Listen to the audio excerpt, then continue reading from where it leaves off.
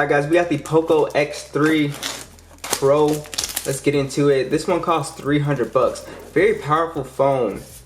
I was a big fan of the Poco X3 NFC. I thought that one was great as well. So as you can see, this is the Frost Blue 6 gigs, 128 gigs. A little yellow back on the back there. See if we can get this off here. And design, I don't think there's too much of a big change besides just a spec bump increase. Okay. Paperwork, welcome. SIM tray, ejection tool. And it looks like we got little Poco stickers as well. That's pretty cool. I do like the theme, the black and yellow. Just nice change from what you usually see. Clear coat skin case here. Nice. And then we've got our fast charging brick, and then we have USB Type-C cable. And that's pretty much it. So it's nice. Alright, so pretty much the same design as I'm seeing here as well. This phone always has had a bit of a weight to it as well. You still have the very bold in your face design with the camera module and the sort of like stripe right here with the big Poco logo. It's a very, like, you know, standing out phone here. And yeah, it's a plastic back, I believe. Yeah, this is just an all plastic phone. Yeah, it's a plastic back on here, but it feels really solid in the hand. Go ahead and boot this guy up. All right, we're in on the device, and let me go over the hardware real quick. So we can see we have our headphone jack at the bottom here, which is really nice, USB-C. And then we have stereo speakers on this guy as well. The physical fingerprint sensor is here on this guy, and it works flawlessly, as you can see. Boom. And then we also have face unlock, so let me show you that. Boom, works really well.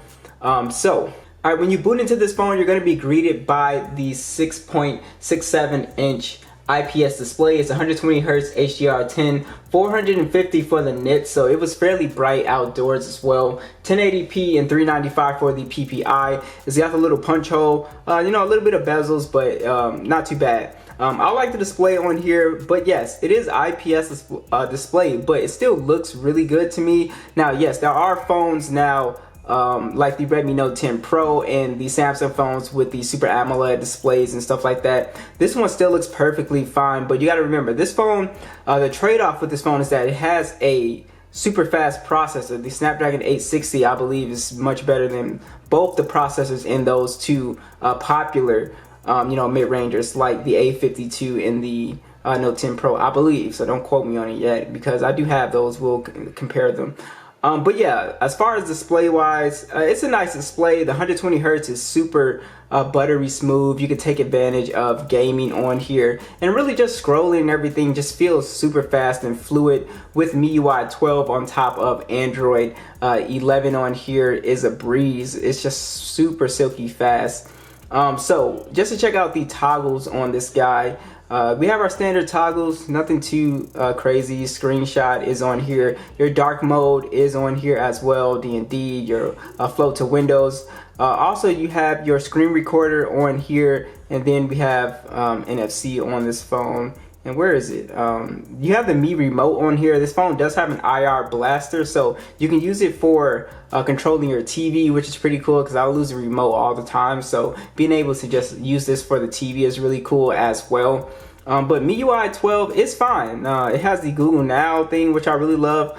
So I like it. It's not bad like people say. Now, yeah, you do have a bit of advertising here and there. You see these applications. I did not install these applications, so you have to manually remove those, which, you know, it's not a big deal. But yeah, it can be annoying, but still not a big deal. All right, guys, so you have the Snapdragon 860 Adreno 640 micro SD support, 128 gigs of internal storage and 6 gigs of RAM. So when you're comparing this phone to the Note 10 Pro or the A52, remember, this phone is like geared towards more gamer-ish kind of people. you know, for a budget phone, of course. But as you can see, we're on Call of Duty very high, and then we're at max FPS. So gaming on here is going to be pretty good on this device. And again, you have the 120 Hz display on here for games that are compatible with that. Now again, we just have to wait for those comparisons, but I'm pretty sure this is going to be the more gamer oriented, I messed that up somewhere. This is the more gamer friendly phone than the A52 and the Note 10 Pro, because the processor is just better. So if I'm a gamer, I'm looking for the most powerful chipset in GPU, and this phone is going to offer that. But like I said, stay tuned for the comparisons. We're going to see. But to me, you know, you're getting a great display, a great processor with this phone. Silky smooth. Stereo speakers on here, which we will talk about. Wow. That guy didn't die. Yeah, but gaming on here is really great. So if you guys want, I'll do a full gaming test. And we'll see how it handles Fortnite and PUBG. But yeah, this phone is going to be perfectly. This is the phone you're going to be looking at if you're trying to game at a, you know, budget price. Wow. You got stereo speakers on this phone right here and at the bottom. Let's go ahead and check them out. Max volume.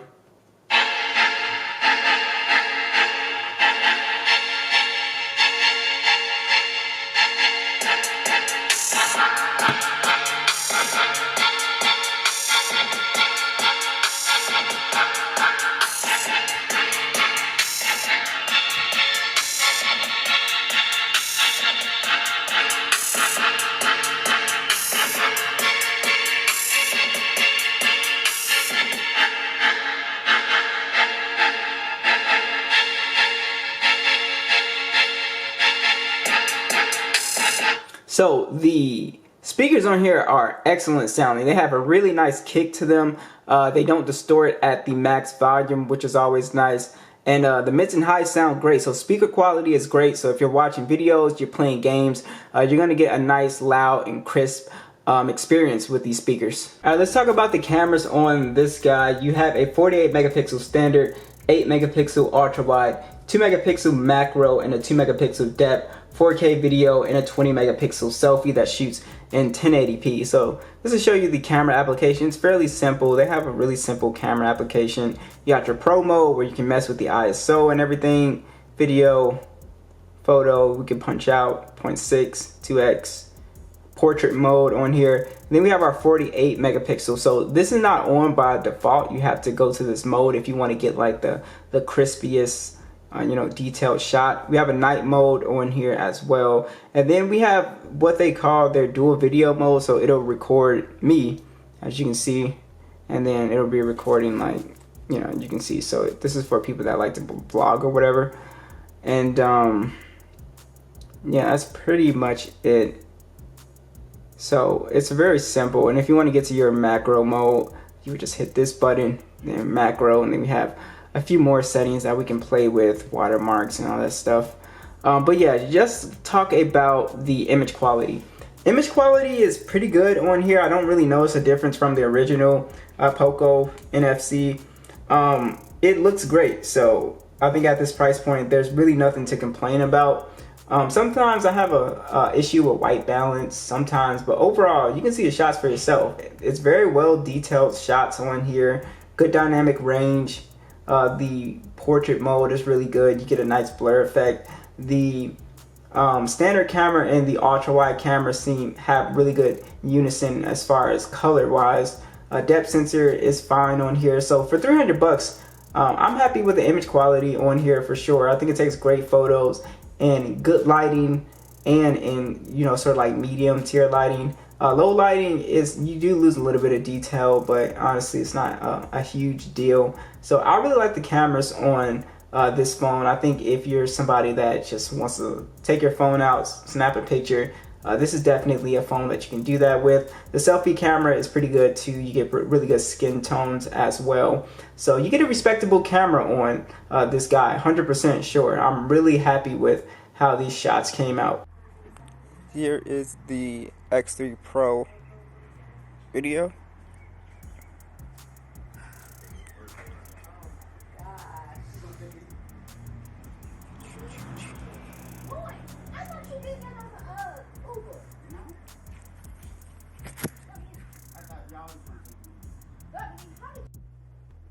Alright, so here is the video indoors, and we're on the sort of ultra wide. So let's go ahead and let's go zoom in. Now we're on 1x. We're on 1x now. And let's just pull out. So it looks good. The video looks good.